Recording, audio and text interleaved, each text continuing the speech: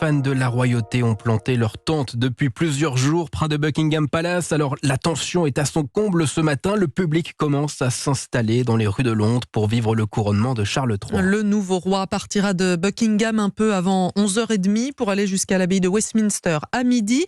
La cérémonie religieuse doit durer 2 heures. Plus de 2000 invités y assisteront et des milliers de personnes sont attendues dans la rue. Des Britanniques, mais aussi des touristes étrangers et notamment des Français rencontrés à la gare de Saint-Pancras par l'un des envoyés spéciaux d'Europe 1, Stéphane Place.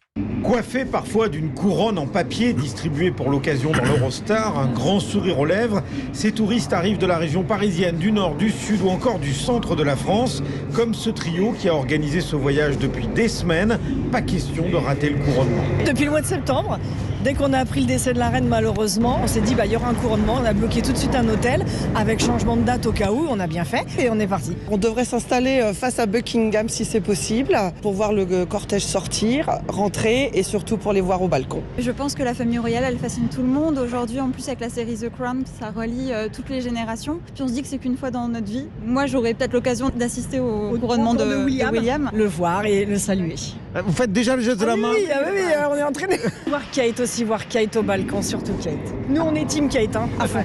Fasciné par la monarchie britannique ou simplement impatient d'assister à cette cérémonie hors norme, beaucoup de Français viennent en famille pour partager avec les enfants un moment historique inoubliable, glisse une maman arrivant de Fontainebleau.